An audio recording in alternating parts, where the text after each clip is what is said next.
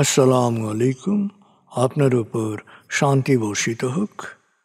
প্রিয় সুহৃদ, খতমে কামালের ৩১তম ধাপে আপনাকে স্বাগতম। আপনি জানেন, রোগ শোক, বিপদ আপদ, আসমানি জমিনি বালা মুসিবত, সকল ধরনের অস্থিরতা, অশান্তি, অনিশ্চয়তা, নিরাপত্তাহীনতা, দুর্যোগ, দুর্বিপাক, আজাব গজব থেকে মুক্তির জন্যে খতমে কামালি এক সহজ আমল। খতমে কামালির এই আমলের মধ্য দিয়ে প্রার্থনাকারী প্রার্থনার সাথে মিশে যান। আসলে প্রার্থনাকারী যখন প্রার্থনার সাথে মিশে যান, তখন প্রার্থনা কবুল হয়। খতমে কামালি প্রার্থনা কবুলের এই পরম মুহূর্তে আপনাকে নিয়ে যাবে। তাই নিজের, অন্যের, সমাজের, দেশের, মানব জাতির যে কোনো কল্যাণের নিয়তে আপনি এই আমলে অংশ নিন।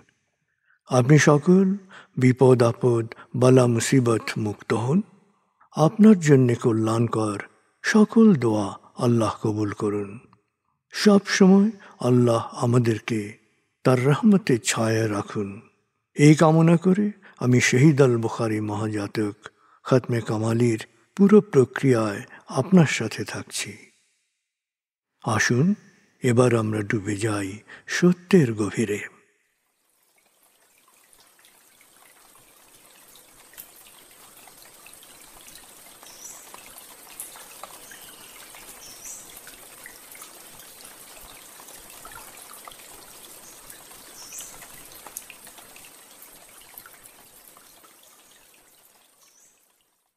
হে আল্লাহ, বিতাড়িত শয়তান থেকে আমি তোমার আশ্রয় প্রার্থনা করছি। দয়াময় মেহেরবান আল্লাহর নামে। আয়াতুল মুলক। হে আল্লাহ, সকল ক্ষমতার মালিক, তুমি যাকে ইচ্ছা ক্ষমতা দান করো, যাকে ইচ্ছা ক্ষমতাচ্যুত করো, যাকে ইচ্ছা সম্মানিত করো, যাকে ইচ্ছা অপমানিত করো। তুমি সর্বশক্তিমান, সকল কল্যাণ ও মঙ্গলের আধার। তুমি দিনকে ছোট করে বড় করো রাত, আবার রাতকে ছোট করে বড় করো দিন। তুমি প্রাণহীনে দাও প্রাণ, আর প্রাণবন্তকে করো প্রাণহীন।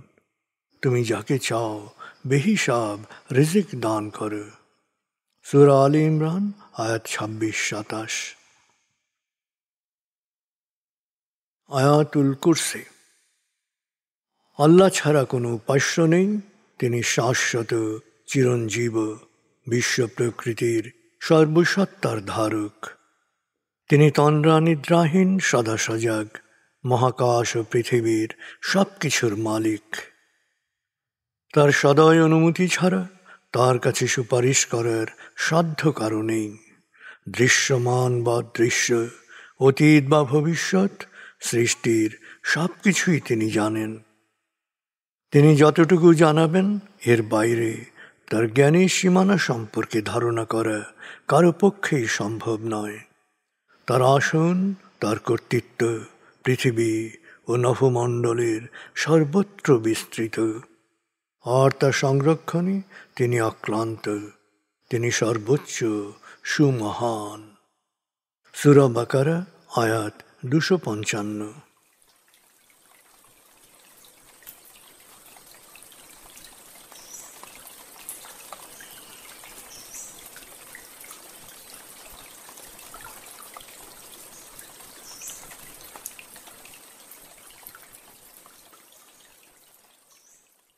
আসুন আমরা ধীরে ধীরে ডুবে যাই হৃদয়ের গভীরে নবী প্রেমে। বলগল উলা বিকমালিহি, কশফত দুজা বিজমালিহি, হসনত জমিও খিসালিহি, সল্লু আলাইহি ওয়ালিহি। بلغ العلا بكماله كشف الدجى بجماله حسنت جميع خصاله صلوا عليه وآله بلغ العلا بكماله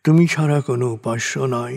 তুমি মহাপবিত্র, আমি পাপী, আমি গুনাহগার, আমায় ক্ষমা করো। প্রভু হে, তুমি ছাড়া কোনো উপাস্য নাই। তুমি মহাপবিত্র, আমি পাপী, আমি গুনাহগার, আমায় ক্ষমা করো। প্রভু হে, তুমি ছাড়া কোনো উপাস্য নাই। তুমি মহাপবিত্র, আমি পাপী, আমি গুনাহগার, আমায় ক্ষমা করো। প্রভু হে, তুমি ছাড়া কোনো উপাস্য নাই। তুমি মহাপবিত্র, আমি পাপী, আমি গুনাহগার, আমায় ক্ষমা করো। প্রভু হে, তুমি ছাড়া কোনো উপাস্য নাই। তুমি মহাপবিত্র, আমি পাপী, আমি গুনাহগার, আমায় ক্ষমা করো। প্রভু হে, তুমি ছাড়া কোনো উপাস্য নাই। তুমি মহাপবিত্র, আমি পাপী, আমি গুনাহগার, আমায় ক্ষমা করো। প্রভু হে, তুমি ছাড়া কোনো উপাস্য নাই। তুমি মহাপবিত্র, আমি পাপী, আমি গুনাহগার, আমায় ক্ষমা করো। প্রভু হে, তুমি ছাড়া কোনো উপাস্য নাই। তুমি মহাপবিত্র, আমি পাপী, আমি গুনাহগার, আমায় ক্ষমা করো। প্রভু হে, তুমি ছাড়া কোনো উপাস্য নাই। তুমি মহাপবিত্র, আমি পাপী, আমি গুনাহগার, আমায় ক্ষমা করো। প্রভু হে, তুমি ছাড়া কোনো উপাস্য নাই। তুমি মহাপবিত্র, আমি পাপী, আমি গুনাহগার, আমায় ক্ষমা করো। প্রভু হে, তুমি ছাড়া কোনো উপাস্য নাই। তুমি মহাপবিত্র, আমি পাপী, আমি গুনাহগার, আমায় ক্ষমা করো। প্রভু হে, তুমি ছাড়া কোনো উপাস্য নাই। তুমি মহাপবিত্র, আমি পাপী, আমি গুনাহগার, আমায় ক্ষমা করো। প্রভু হে, তুমি ছাড়া কোনো উপাস্য নাই। তুমি মহাপবিত্র, আমি পাপী, আমি গুনাহগার, আমায় ক্ষমা করো। প্রভু হে, তুমি ছাড়া কোনো উপাস্য নাই। তুমি মহাপবিত্র, আমি পাপী, আমি গুনাহগার, আমায় ক্ষমা করো। প্রভু হে, তুমি ছাড়া কোনো উপাস্য নাই। তুমি মহাপবিত্র, আমি পাপী, আমি গুনাহগার, আমায় ক্ষমা করো। প্রভু হে, তুমি ছাড়া কোনো উপাস্য নাই। তুমি মহাপবিত্র, আমি পাপী, আমি গুনাহগার, আমায় ক্ষমা করো। প্রভু হে, তুমি ছাড়া কোনো উপাস্য নাই।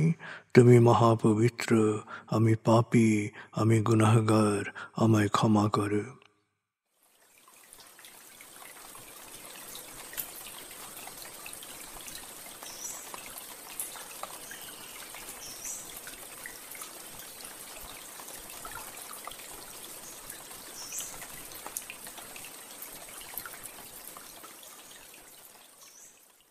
এবার আমরা সূরা তাকবীর এর মর্মবাণীর অংশ বিশেষে ডুবে যাব। তারপর ডুবে যাব আজকের জন্য নির্ধারিত সূরার তেলাওয়াত ও মর্মবাণীতে। 81 সূরা তাকবীর। দয়াময় মেহেরবান আল্লাহর নামে। যখন সূর্য অন্ধকারে ঢেকে যাবে, যখন তারকারাজি নিজেদের আলো হারাবে, যখন পর্বতমালা মরীচিকার ন্যায় উধাও হবে, যখন পূর্ণ গর্ভবতী উটনী পরিত্যক্ত হবে, যখন সকল বন্য পশুকে একত্র করা হবে, যখন সমুদ্রের জলরাশি স্ফীত হবে, যখন দেহে আবার আত্মা সংযুক্ত হবে, যখন জীবন্ত কবর দেয়া শিশুকন্যাকে জিজ্ঞেস করা হবে কি অপরাধে তাকে হত্যা করা হয়েছিল, যখন প্রত্যেকের আমলনামা দেখানো হবে, যখন আকাশের আবরণ সরানো হবে, যখন জাহান্নামের আগুন গনগনে লাল করা হবে, যখন জান্নাতকে দৃশ্যমান করা হবে, সেদিন প্রত্যেকেই জানতে পারবে কি পরিণতির জন্যে সে নিজেকে প্রস্তুত করেছে, বুঝতে পারবে কি করা উচিত ছিল আর কি করা উচিত হয়নি। সাক্ষী আবর্তনশীল নক্ষত্র, কক্ষপথে দৃশ্যমান গ্রহসমূহ যা এক সময় অদৃশ্য হয়, সাক্ষী রাতের অবসান মুহূর্ত এবং প্রভাতের আগমন কাল। নিশ্চয়ই এই কোরআন আরশের সার্বভৌম অধিপতির নিকট উচ্চ মর্যাদা সম্পন্ন সম্মানিত রসুলের মুখ নিঃসৃত, যার কথা অবশ্যই বিশ্বাসযোগ্য ও মানা উচিত।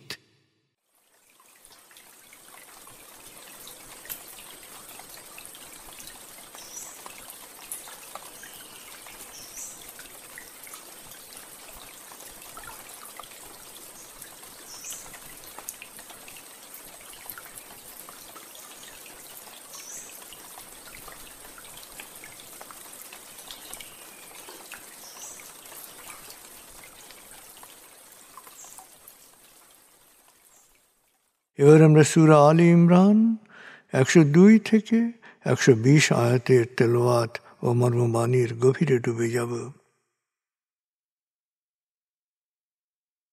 3 সূরা আলে ইমরান। বিসমিল্লাহির রহমানির রহিম। يا أيها الذين آمنوا اتقوا الله حق تقاته ولا تموتن إلا وأنتم مسلمون واعتصموا بحبل الله جميعا ولا تفرقوا واذكروا نعمة الله عليكم إذ كنتم أعداء فألف بين قلوبكم فأصبحتم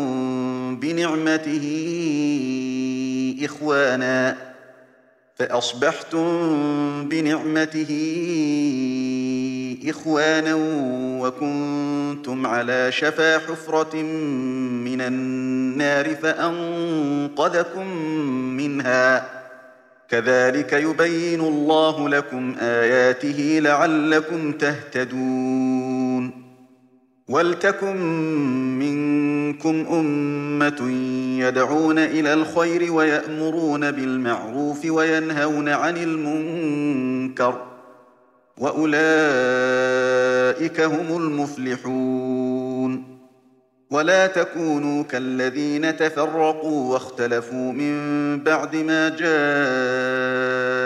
البينات وأولئك لهم عذاب عظيم يوم تبيض وجوه وتسود وجوه فأما الذين اسودت وجوههم أكفرتم بعد إيمانكم فذوقوا العذاب بما كنتم تكفرون وأما الذين بيضت وجوههم ففي رحمة الله هم فيها خالدون تلك آيات الله نتلوها عليك بالحق وما الله يريد ظلما للعالمين ولله ما في السماوات وما في الأرض وإلى الله ترجع الأمور كنتم خير أمة أخرجت للناس تأمرون بالمعروف وتنهون عن المنكر وتؤمنون بالله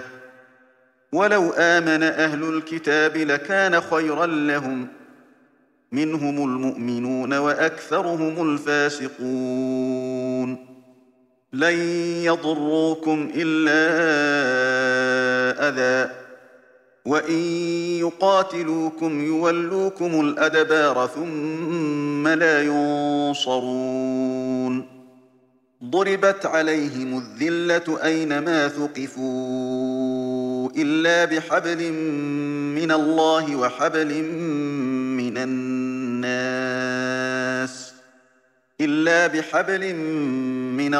وحبل من الناس وباءوا بغضب من الله وضربت عليهم المسكنة ذلك بأنهم كانوا يكفرون بآيات الله ويقتلون الأنبياء بغير حق ذلك بما عصوا وكانوا يعتدون ليسوا سواء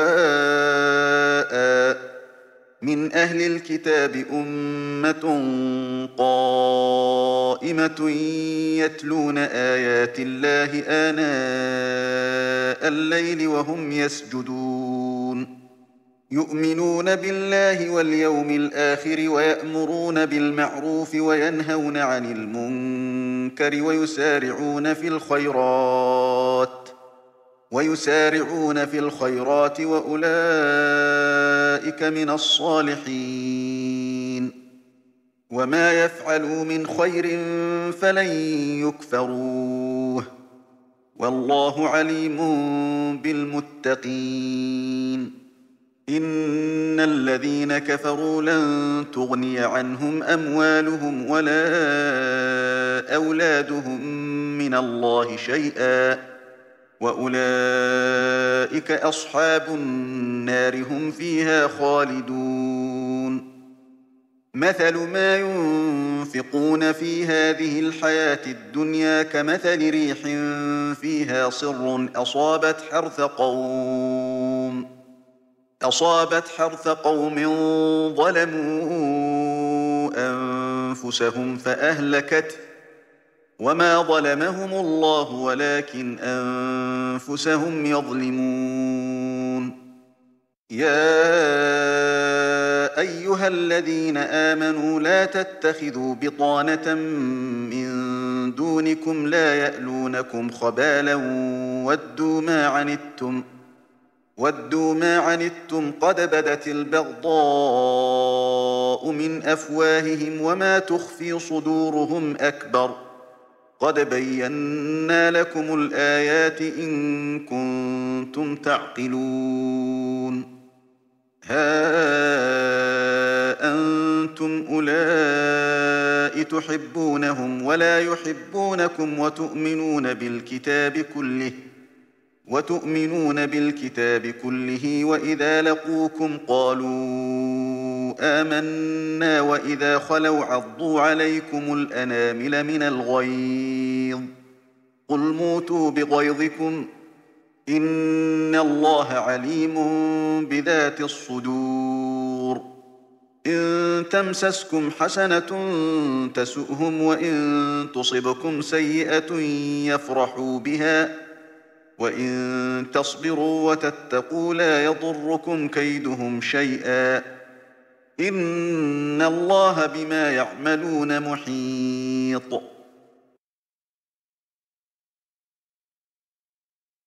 দয়াময় মেহেরবান আল্লাহর নামে। হে বিশ্বাসীগণ, তোমরা সত্যিকারভাবে আল্লাহ সচেতন হও এবং আল্লাহতে পুরোপুরি সমর্পিত না হয়ে মারা যেও না। হে বিশ্বাসীগণ, তোমরা সংঘবদ্ধভাবে আল্লাহর বিধান অনুসরণে অটল থাকো এবং কখনো পরস্পর বিচ্ছিন্ন হও না। তোমাদের প্রতি আল্লাহর অনুগ্রহ স্মরণ করো। তোমরা পরস্পরের শত্রু ছিলে, তিনি তোমাদের হৃদয়ে সম্প্রীতির বন্ধন সৃষ্টি করেছেন। তার অনুগ্রহে তোমরা পরস্পরের ভাই হয়ে গেছ। তোমরা জাহান্নামের কিনারায় ছিলে, তিনি তোমাদের রক্ষা করেছেন। আল্লাহ এভাবেই তার বিধানসমূহ সুস্পষ্টভাবে বয়ান করেন যাতে তোমরা সৎ পথে চলতে পারো। হে বিশ্বাসীগণ, তোমাদের এমন একটি সংঘ থাকা উচিত যা সংঘবদ্ধভাবে মানুষকে ভালো কাজে অনুপ্রাণিত করবে আর অন্যায় কাজে নিষেধ করবে, তাহলেই তোমরা সফল কাম হবে। আর যারা আল্লাহর স্পষ্ট বিধানসমূহ পাওয়ার পরও অতীতে নিজেদের মধ্যে মতভেদ সৃষ্টি করেছে এবং বিচ্ছিন্ন হয়েছে, তোমরা তাদের মতো হও না, কারণ ওদের জন্য রয়েছে কঠিন আযাব। মহাবিচার দিবসে কারো কারো চেহারা হবে উজ্জ্বল, কারো কারো চেহারা হবে কালো বিবর্ণ। কালো বিবর্ণ চেহারাওয়ালাদের জিজ্ঞেস করা হবে, সত্য বিশ্বাস করার পর কেন তোমরা সত্য ত্যাগ করেছিলে? যেহেতু তোমরা সত্য ত্যাগ করেছিলে, এখন তার শাস্তি ভোগ করো। উজ্জ্বল চেহারাওয়ালারা থাকবে আল্লাহর রহমতের ছায়ায়, সেখানে থাকবে তারা অনন্তকাল। নিশ্চয়ই এগুলো আল্লাহর বাণী যা তোমাদের যথাযথভাবে পাঠ করে শোনানো হচ্ছে, যাতে করে তোমরা সত্য সম্পর্কে সুস্পষ্টভাবে জানতে পারো। কারণ আল্লাহ তার সৃষ্টির প্রতি কোনো অবিচার করেন না। মহাকাশ ও পৃথিবীতে যা কিছু আছে সবই আল্লাহর, আর আল্লাহর কাছেই সব কিছু ফিরে যাবে। হে বিশ্বাসীগণ, তোমরাই উত্তম উম্মত। মানব জাতির কল্যাণের জন্যে তোমরা মনোনীত। তোমরা মানুষকে সৎ কাজে অনুপ্রাণিত করবে আর অসৎ কাজে নিষেধ করবে, আর আল্লাহর উপর বিশ্বাসে অটল থাকবে। হায়, পূর্ববর্তী কিতাবীরা যদি সত্য বিশ্বাস করত তাহলে কত না ভালো হতো। ওদের মধ্যে কিছু বিশ্বাসী আছে, কিন্তু ওদের বেশিরভাগই সত্যত্যাগী। শুধু কষ্ট দেয়া ছাড়া ওরা কখনো তোমাদের কোনো ক্ষতি করতে পারবে না। হে বিশ্বাসীগণ, তোমাদের সাথে যদি ওরা লড়াই করতেও আসে, তখন ওরা খুব দ্রুত পালিয়ে যাবে, ওরা কারো সাহায্য পাবে না। আল্লাহর বিধান অমান্য, অন্যায়ভাবে নবীদের হত্যা, অবাধ্যতা ও সীমালঙ্ঘনের কারণে ওরা আল্লাহর গজবে পতিত হয়েছে, অভাব ও দুর্ভোগের শিকার হয়েছে, যেখানেই গেছে সেখানেই লাঞ্ছিত হয়েছে। যখনই ওরা আল্লাহর অবাধ্য হয়েছে তখন এই একই পরিণতি হয়েছে।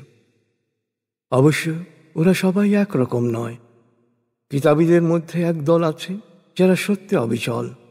তারা রাতে আল্লাহর বাণী পাঠ করে এবং সিজদায় অবনত হয়। তারা আল্লাহ ও আখিরাতে বিশ্বাস করে, সৎকর্মে অন্যদের অনুপ্রাণিত করে, অন্যায় করতে নিষেধ করে এবং তারা সাধ্যমতো সৎকর্ম করে। এরাই সৎকর্মশীল। তারা যা কিছু ভালো কাজ করেছে তার প্রতিফল থেকে কখনো বঞ্চিত হবে না। আল্লাহ সচেতনদের সম্বন্ধে আল্লাহ ভালো করেই জানেন। যারা সত্য অস্বীকার করে তাদের ধন দৌলত বা সন্তান সন্ততি শেষ পর্যন্ত তাদের কোনো উপকারে আসবে না। ওদের ঠিকানা হবে জাহান্নাম, সেখানেই ওরা থাকবে চিরকাল। পার্থিব জীবনে যা কিছু ওরা ব্যয় করে তার উপমা হচ্ছে এমন এক তুষার ঝড়ের মতো, যা শস্য খেতে আঘাত হেনে সব তছনছ করে দেয়। আল্লাহ ওদের উপর কোনো অবিচার করেননি, ওরা নিজেরাই নিজেদের উপর জুলুম করেছে। হে বিশ্বাসীগণ, বিশ্বাসী ছাড়া অন্য কাউকে অন্তরঙ্গ মিত্র হিসেবে গ্রহণ করো না। সুযোগ পেলে তোমাদের ক্ষতি সাধনে এরা কোনো ত্রুটি করবে না। ওরা তোমাদের বিভ্রান্ত করবে। ওদের চেহারায় যে বিদ্বেষ প্রকাশ পায় তার চেয়ে ওরা ভেতরে যা চেপে রাখে তা অনেক বেশি ভয়ানক। তোমাদের কাছে সত্যকে সহজভাবে বয়ান করা হচ্ছে, যাতে তোমরা তোমাদের সহজাত বিচার বুদ্ধি প্রয়োগ করতে পারো। দেখো, তোমরা বন্ধু ভেবে ওদেরকে ভালোবাসো, কিন্তু তোমাদের প্রতি ওদের কোনো ভালোবাসা নেই। তোমরা আন্তরিকভাবেই সকল কিতাবে বিশ্বাস করো, আর ওদের বিশ্বাসটা হচ্ছে খোলস। তোমাদের কাছে এলে ওরা বলে, আমরাও তোমাদের মতোই বিশ্বাস করি। কিন্তু যখন ওরা নিজেরা মিলিত হয় তখন তোমাদের বিরুদ্ধে আক্রোশে নিজেদের আঙুল নিজেরা কামড়ায়। ওদের বলো, তোমাদের ক্রোধের আগুনে তোমরাই ছাই হও। প্রত্যেকের অন্তরে যা আছে আল্লাহ তা ভালো করেই জানেন। তোমাদের ভালো কিছু হলে ওরা কষ্ট পায়, আর তোমাদের কোনো বিপদ দেখলে ওরা আনন্দিত হয়। অবশ্য তোমরা যদি ধৈর্যের সাথে ও আল্লাহ সচেতন হয়ে কাজ করো, তবে ওদের ষড়যন্ত্র তোমাদের কোনো ক্ষতি করতে পারবে না। ওদের সকল তৎপরতাই আল্লাহর নজরে রয়েছে।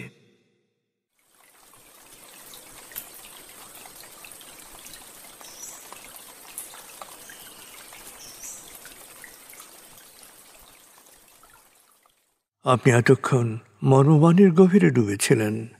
এবার আপনার মনে মর্মবাণীর যে বিষয়গুলো দাগ কেটেছে সেই বিষয়গুলোর ভাবনায় ডুবে যান।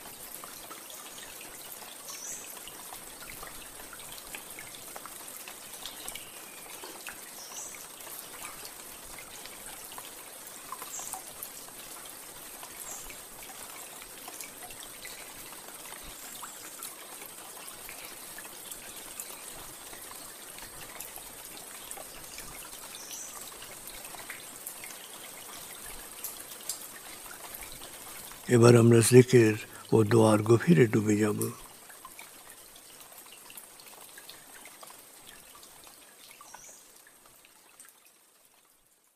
এবার হালকাভাবে চোখ বন্ধ করুন, লম্বা দম নিন, নাক দিয়ে দম নিন, আস্তে আস্তে মুখ দিয়ে দম ছাড়ুন।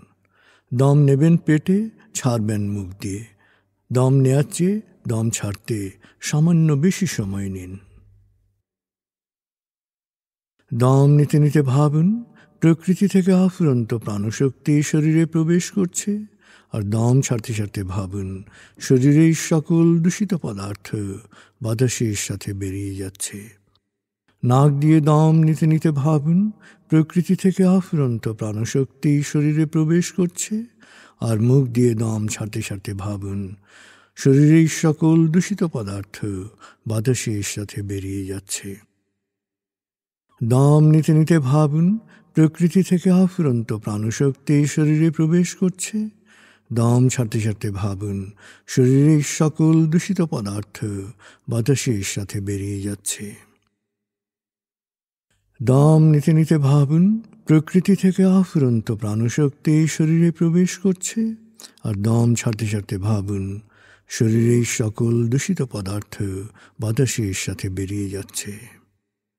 দম নিতে নিতে ভাবুন প্রকৃতি থেকে অফুরন্ত প্রাণশক্তি শরীরে প্রবেশ করছে, আর দম ছাড়তে ছাড়তে ভাবুন শরীরের সকল দূষিত পদার্থ বাতাসের সাথে বেরিয়ে যাচ্ছে। এবার দম স্বাভাবিক হতে দিন। স্বাভাবিকভাবে নাক দিয়ে দম নিয়ে নাক দিয়ে দম ছাড়ুন। আপনার অঙ্গ শিথিল ও নিষ্প্রাণ হয়ে আসছে। এবার নাক দিয়ে ধীরে ধীরে দম নিয়ে বেশ সময় নিয়ে ধীরে ধীরে নাক দিয়ে দম ছাড়ুন। দম নেওয়ার চেয়ে ছাড়ায় সময় একটু বেশি নিন। ধীরে ধীরে দম নিন, ধীরে ধীরে দম ছাড়ুন। ধীরে ধীরে দম নিন,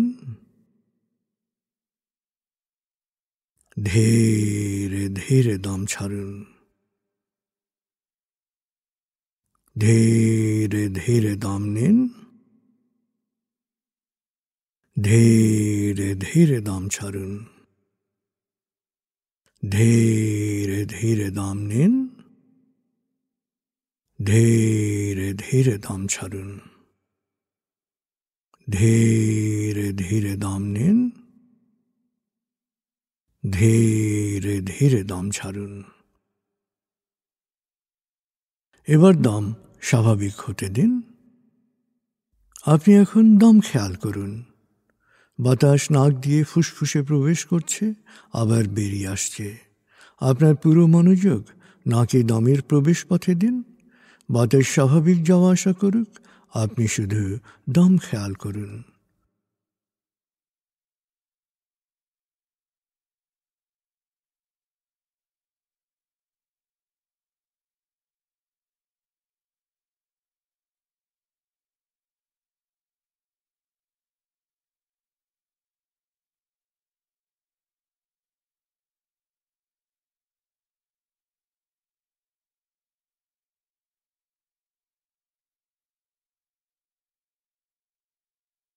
অনুভব করুন আপনার শরীর ভারী লাগতে শুরু করেছে। আরাম আরাম আরাম অনুভব করুন শীতলতা স্রোতের মতো, বরফ গলা পানির মতো আপনার মাথা থেকে শরীর বেয়ে নিচের দিকে নেমে যাচ্ছে।